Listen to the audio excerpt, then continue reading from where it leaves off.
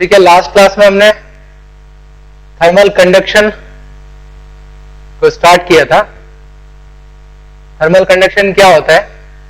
अगर किसी ऑब्जेक्ट के एक तरफ हाई टेम्परेचर है, एक तरफ लो टेम्परेचर है, तो और मॉलिक्यूल्स के कोलिजन के थ्रू एनर्जी का ट्रांसफर होता है।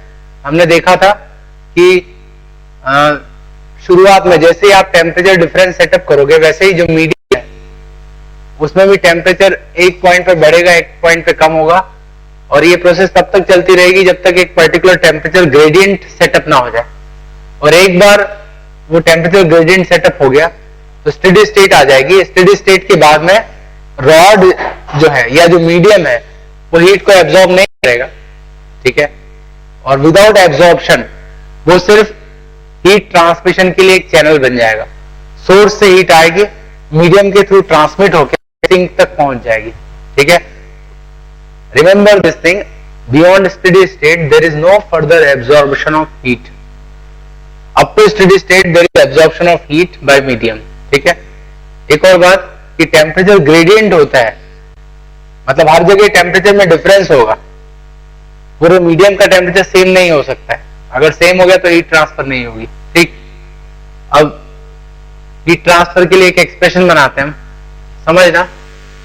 मान लो इस मीडियम में हीट का ट्रांसफर हो रहा है इस तरफ, तो बीच में मैं एक स्मॉल सेक्शन ले रहा हूं, ठीक है ना। मान लो एक बड़े से ब्लॉक में हीट का ट्रांसफर हो रहा है, तो ब्लॉक में एक स्लैब कट कर दी मैंने, ठीक है, जिसकी थिकनेस है dx। हीट का ट्रांसफर इस डायरेक्शन में हो रहा है, ठीक।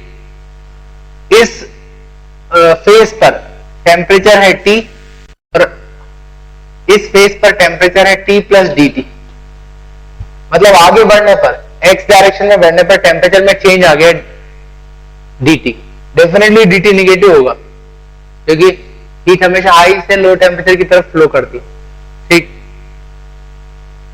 और जो स्लैब हमने कट की उसका area of cross section A है, समझ रहे ना। एक ब्लॉक में हीट का ट्रांसफर हो रहा है, समझ लो कि ये इस तरह का एक ब्लॉक है, इसमें हीट ट्रांसफर इस तरफ हो रहा है, तो हमने इसमें स्लैब कट किए और ये उसका एरिया ऑफ क्रॉस सेक्शन होगा, ठीक। तो area of cross section is A। Now Q is rate of heat transfer.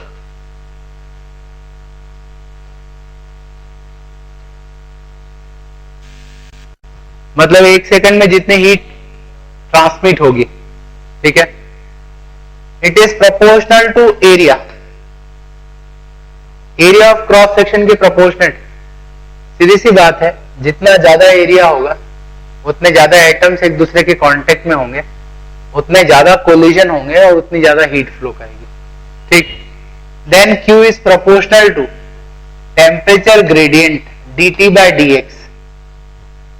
Temperature gradient means rate of change of temperature with distance. तो जितना लार्ज टेम्परेचर चेंज होगा, ठीक है, जितना लार्ज टेम्परेचर डिफरेंस होगा, डेफिनेटली उतना ज्यादा एनर्जी में डिफरेंस होगा और उतनी ज्यादा एनर्जी का ट्रांसफर होगा, ठीक। इसके अलावा जो हीट ट्रांसफर का रेट है वो मीडियम की कंडक्टिविटी पे डिपेंड करना चाहिए। Conductivity means ability of medium to transfer heat. वो किस पे डिपेंड करेगा अल्टीमेटली? आप समझ सकते हो कि अंदर कोलिजन चल रहा है तो पैकिंग पर डिपेंड करेगा, जैसे सॉलिड, लिक्विड और गैस की अलग अलग कंडक्टिविटी।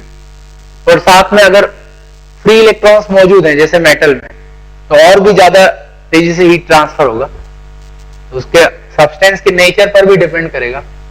तो फाइनली मैं इसको लिखता हूं Q equal to constant K is thermal conductivity of medium, A minus dt by dx।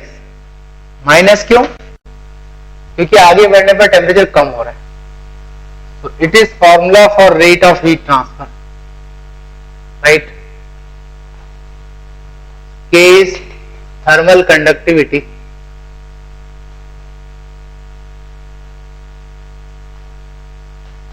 of substance,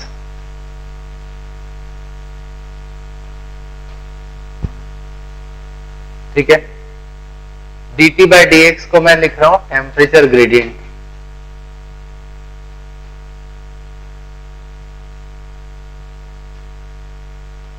एक बात ध्यान रखना, ये फॉर्मूला हमेशा वैलिड रहेगा, चाहे वो ट्रांजिएंट स्टेट हो या स्टेडी स्टेट हो।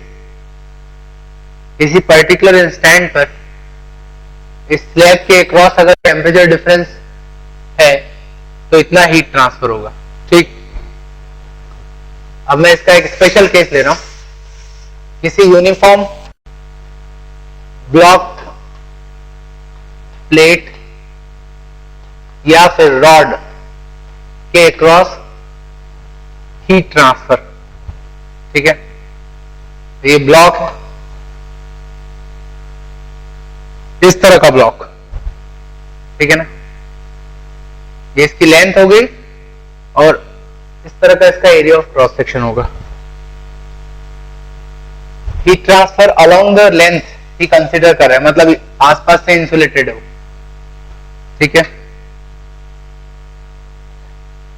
इस एंड पर हम T1 टेम्परेचर मेंटेन कर रहे हैं और इस एंड पर T2 टेम्परेचर मेंटेन कर रहे हैं। Remember this word, we are maintaining the temperature. That means से अगर T1 ज्यादा है T2 से तो हीट का फ्लो इस दिशा में होगा। हीट का फ्लो होता है तो इस तरफ हीट लॉस हो रहा है, मतलब इसका टेम्परेचर कम होना चाहिए। तो यहां पर एक मैकेनिज्म होना चाहिए सो दैट आप इसको उतना ही हीट प्रोवाइड कर सको। एट द सेम टाइम यहां हीट पहुंचेगा तो ये गर्म होने लगेगा। इसके टेम्परेचर को मेंटेन करने के लिए आपको लगातार हीट को निकालना होगा। तो इस तरह का एक मैकेनिज्म होना चाहिए। ठीक, जैसा कि मैंने आपको बताया था कि कुछ समय के बाद एक स्टेडी स्टेट आ जाएगी। स्टेडी स्टेट में एक टेम्परेचर ग्रेडियंट सेटअप हो जाएगा। जैसे जैसे आगे बढ़ोगे वैसे वैसे टेम्परेचर कम होगा, because of temperature difference heat का फ्लो हो रहा है। ठीक, समझना, हमारे पास फॉर्मूला है Q equal to K minus dt by dx। ये किसी भी एक डिफरेंशियल एलिमेंट के लिए फॉर्मूला है, समझना। स्टेडी स्टेट पे कंसीडर कर रहे हैं, मतलब Q जो है ये कांस्टेंट है। कांस्टेंट हो गया Q। दैट मीन्स आप आगे जाओ, किसी भी पॉइंट पर हीट ट्रांसफर का रेट कंसीडर करो, सेम होना चाहिए। जितना हीट इनपुट होगा, रिसीव होगा, उतना ही वो आउटपुट होगा, बाहर जाएगा। किसी भी एलिमेंट को इधर से जितनी हीट मिलेगी उतनी आगे पहुंचा रहा है, तो हर क्रॉस सेक्शन पर Q की वैल्यू सेम रहेगी। तो Q is constant through out. Uniform block है तो K और A भी क्या होगा, कांस्टेंट होगा। यूनिफॉर्म मटेरियल है और एरिया ऑफ क्रॉस सेक्शन हर जगह सेम। ठीक है, तो मैं कह सकता हूं कि dt बाय dx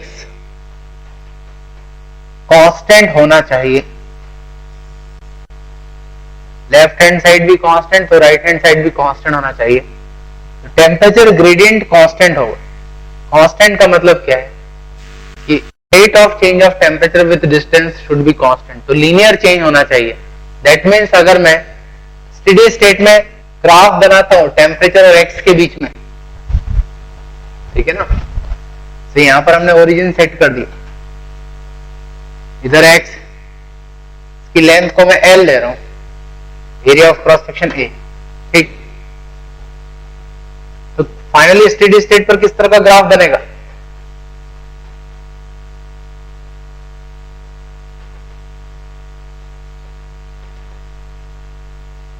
ठीक है,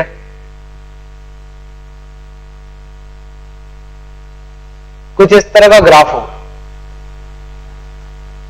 जैसे जैसे आगे बढ़ोगे टेम्परेचर कम होगा, यूनिफॉर्म रेट से कम हो रहा है। ठीक है, तो इस केस में dt बाई डी एक्स को क्या लिख सकते हैं, स्लोप हो जाएगा basically dt by D x, ये हो जाएगा T2 minus T1 upon length L। ठीक,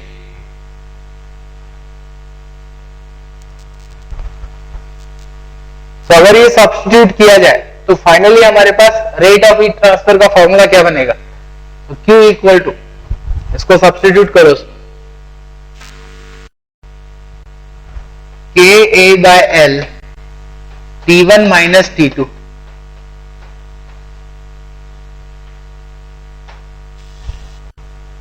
So this is formula for heat transfer for uniform block at steady state. Remember, this formula is useful only for uniform blocks, uniform rod, uniform plate. Uniform का मतलब material same होना चाहिए और area of cross section हर जगह same होना चाहिए. Non uniform है तो उस केस में ये जो फॉर्मूला है डिफरेंशियल वाला, इसको हमें इंटीग्रेट करना है. अब एक एग्जांपल लेते हैं, समझना. एक सॉलिड सिलेंडर है,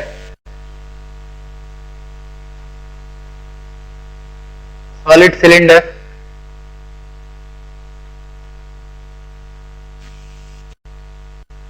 जिसका रेडियस है 10 सेंटीमीटर, लेंथ 2 मीटर. ठीक,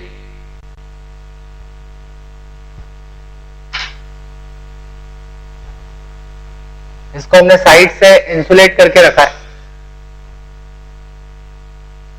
ठीक है, इस तरफ बॉइलिंग वाटर का एक कंटेनर रखा है, large container, boiling water 100 degree Celsius, और इस तरफ एक लार्ज पीस ऑफ आइस रखा है which is at 0 degree Celsius. Steady state आ चुका है. ठीक है, we have to assume that steady state is already reached. ठीक है, yes. After steady state now you have to find out a rate of heat transfer, B, there is a point P which is 40 centimeter away, which is 40 centimeter away from this boiling water container. So you have to find out temperature at T at steady state. Steady state पर यहां temperature क्या होगा P पर, ये बताना है. ठीक, then how much ice melts in 10 minutes time.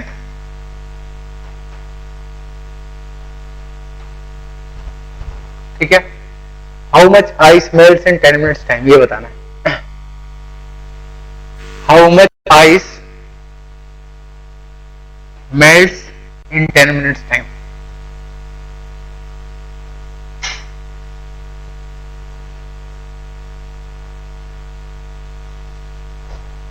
सबसे पहले rate of heat transfer.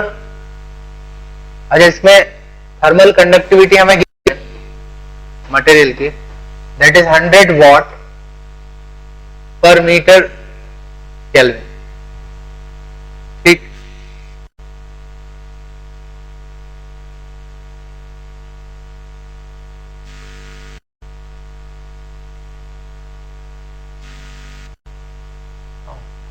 rate of heat transfer is Ka by L T1 minus T2.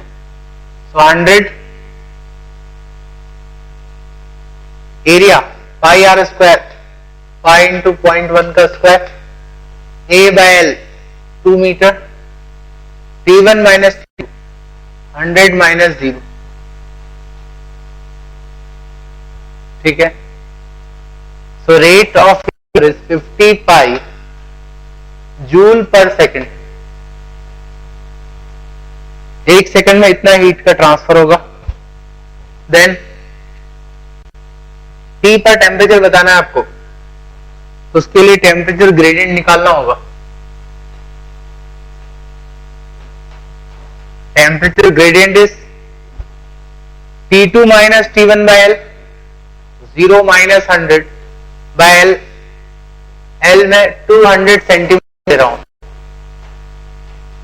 तो ये आएगा -½ डिग्री सेल्सियस पर सेंटीमीटर. मतलब ये हुआ कि after each half centimetre displacement temperature decreases by, after each 1 centimetre displacement temperature decreases by half degree. 1 centimetre आगे बढ़ोगे आधा डिग्री कम, फिर आगे बढ़े 1 सेंटीमीटर आधा डिग्री कम। तो 40 सेंटीमीटर आगे बढ़ने पर कितना टेम्परेचर कम होगा?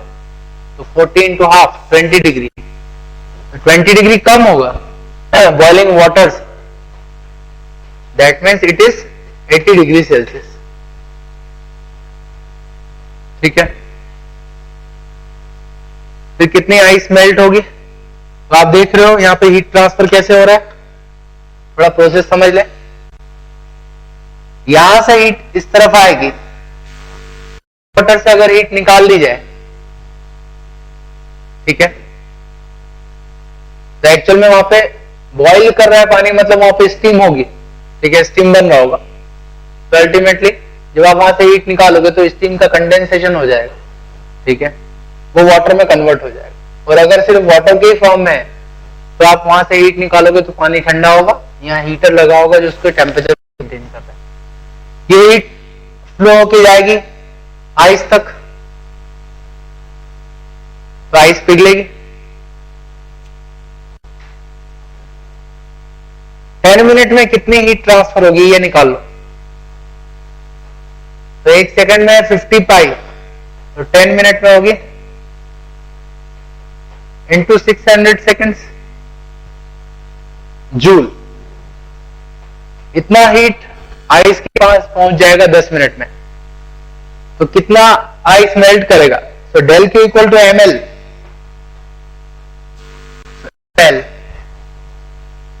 ठीक है ना।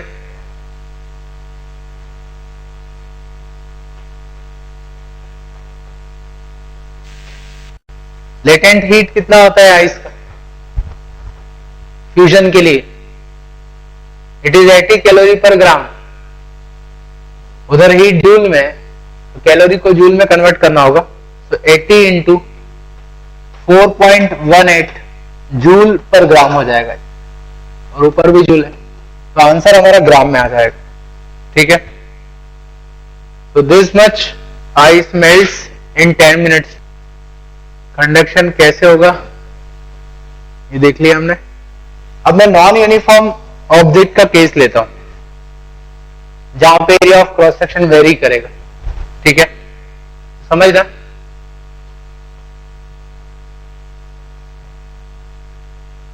There is a sphere, hollow sphere, which is made from metal, whose inner radius is A and outer radius is B. A hollow sphere which is made from metal, whose inner radius is A and outer radius is B, right? Its inner surface is maintained at T1 temperature and outer surface is maintained at T2 temperature, where T1 is greater than T2, right? तो क्या होगा? अंदर गर्म है, बाहर का हिस्सा ठंडा है, तो हीट फ्लो करेगी। इस तरह से हीट जो है वो रेडियली बाहर की तरफ जाएगी। K is conductivity of substance, so we have to find out rate of heat transfer. Heat transfer का रेट बताना है इसके। ठीक है, स्टेडी स्टेट कंसीडर करना है हमें। स्टेडी स्टेट पहुंच गया, सीधी सी बात है। स्टेडी स्टेट में जैसे जैसे हम स्फीयर में बाहर जाएंगे वैसे वैसे टेम्परेचर आपको कम मिलेगा और मिनिमम टेम्परेचर मिलेगा सरफेस। ठीक, तो मैं क्या करता हूं, बीच में एक थिन स्फेरिकल शेल कंसीडर कर रहा हूं।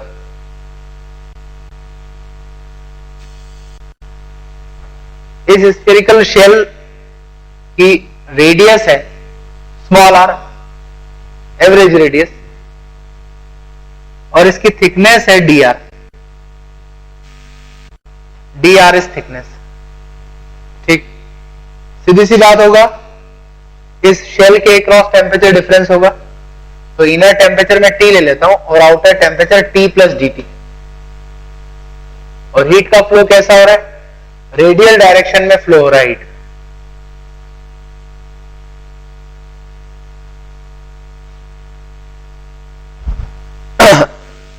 अब इसको कंपेयर करो उस सिचुएशन से जब हमने डिफरेंशियल एलिमेंट लिया था वहां।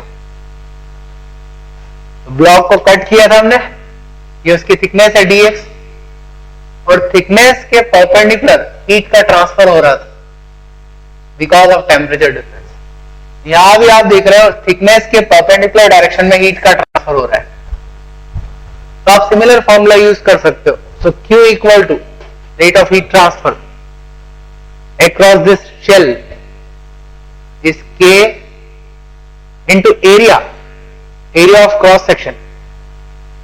एरिया कैसे लोगे आप समझो, जिस एरिया के परपेंडिकुलर डायरेक्शन में हीट का फ्लो हो रहा है। यहां तो आपने क्या किया था, इस तरह का ब्लॉक लिया था, इसको कट करोगे तो ऐसा एरिया दिखेगा, इस एरिया के परपेंडिकुलर हीट का फ्लो हो रहा है।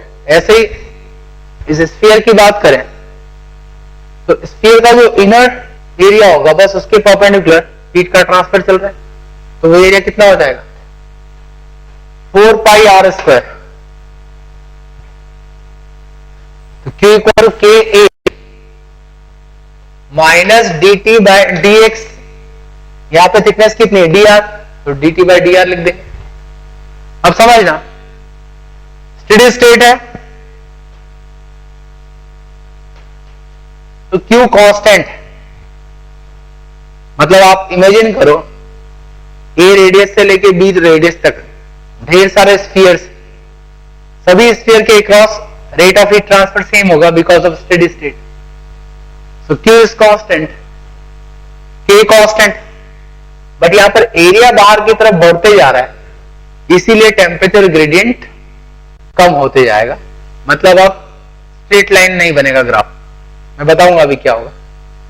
ओके, Q कांस्टेंट है, यहां पर Q ही निकालना है, तो वेरिएबल्स को सेपरेट करो। Q by 4 pi K dr by R square minus D T. Integrate कर लेंगे, इनर रेडियस A से B तक और इनर टेम्परेचर T1 से आउटर टेम्परेचर T2 तक।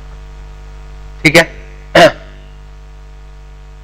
क्या एक्सप्रेशन होगा Q by 4 pi K is minus 1 by R, right.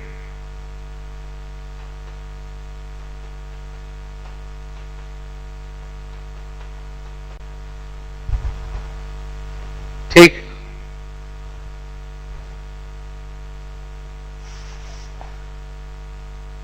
so rate of heat transfer would be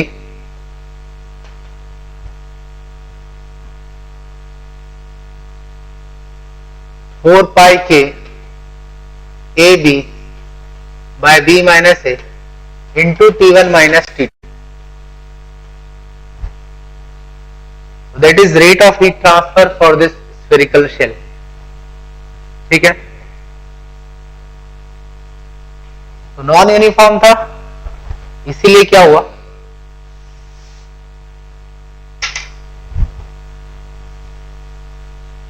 expression थोड़ा डिफरेंट आया। अच्छा, अगर मैं ग्राफ बनाता हूं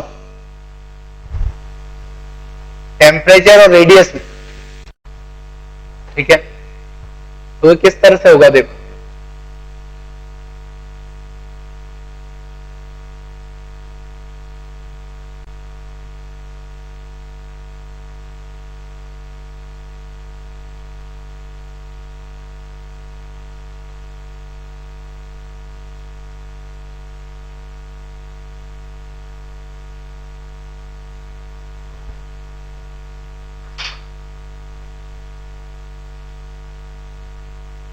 जैसे जैसे हम बाहर की तरफ जा रहे हैं वैसे वैसे एरिया बढ़ेगा, एरिया बढ़ेगा तो टेम्परेचर ग्रेडियंट कम होगा, ग्रेडियंट मतलब स्लोप कम होते जाएगा। तो स्टेडी स्टेट में हमें टेम्परेचर और आर के बीच में इस तरह का वेरिएशन मिले। ठीक है, अब स्ट्रेट लाइन नहीं होगा, straight line is only for uniform block. ठीक, एक बात ध्यान रखना, इसी तरह का एक्सप्रेशन हमें करंट इलेक्ट्रिसिटी में भी मिल सकता है। इस तरह का एक कंडक्टिंग स्फीयर है, हॉलो स्फीयर, जिसके अंदर हमने V1 पोटेंशियल मेंटेन किया और बाहर V2। समझ लो कि बैटरी के दो एंड से उसको कनेक्ट कर दिया, तो करंट का फ्लो होगा across the sphere. In that case current भी इस तरह से निकाला जा सकता है। ठीक है, इनफैक्ट दोनों ही तरह के कंडक्शन में, इलेक्ट्रिकल कंडक्शन और थर्मल कंडक्शन में एक सिमिलरिटी है। अभी मैं उस चीज का यूज करूंगा।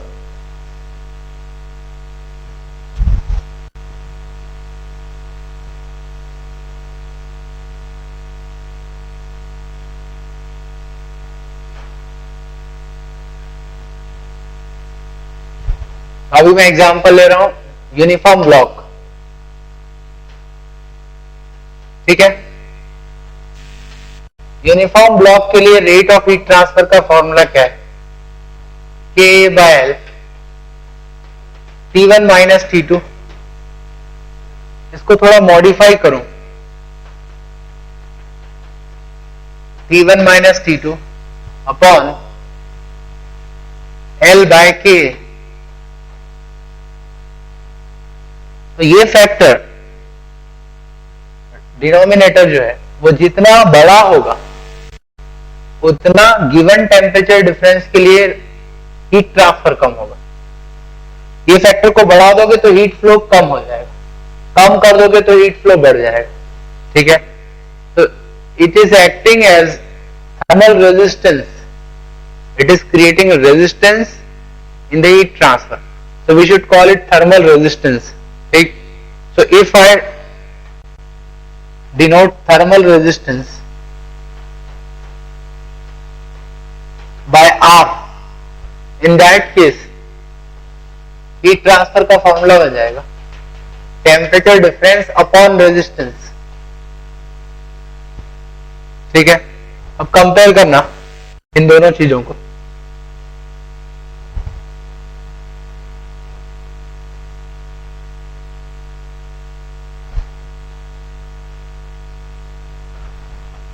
There is a block whose thermal resistance is R.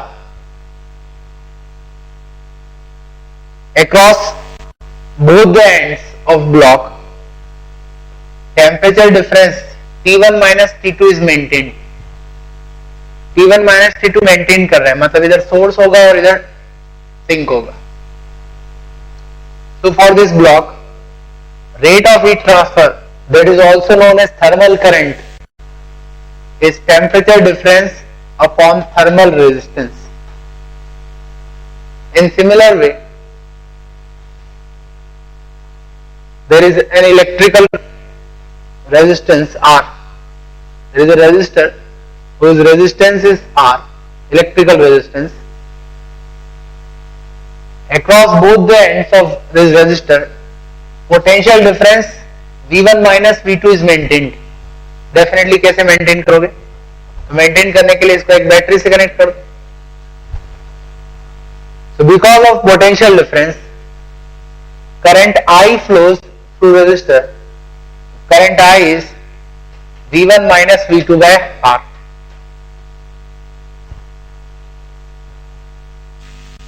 तो जो एक्सप्रेशन है उसमें सिमिलरिटी है। पोटेंशियल डिफरेंस मेंटेन करोगे तो करंट फ्लो करेगा, that is potential difference by electric resistance. Temperature difference maintain करोगे तो हीट फ्लो करेगा, that is temperature difference upon resistance, thermal resistance. Because of this similarity, ठीक है, आप जो इलेक्ट्रिसिटी में पढ़ते सीरीज, पैरेलल, कॉम्बिनेशन और नेटवर्क सॉल्यूशन के जो टेक्निक्स होती है, those techniques can also be used in thermal conduction. जैसे वहां सीरीज कॉम्बिनेशन होता है रेजिस्टर्स, वैसे हम सीरीज कॉम्बिनेशन रख सकते हैं थर्मल रेजिस्टर्स। जैसे दो रॉड को ज्वाइन कर दी फिर एक तरफ हमने हाई टेम्परेचर रखा, मेंटेन किया, एक तरफ लो टेम्परेचर, थर्मल कंडक्शन होगा, हीट कंडक्शन होगा, ठीक है।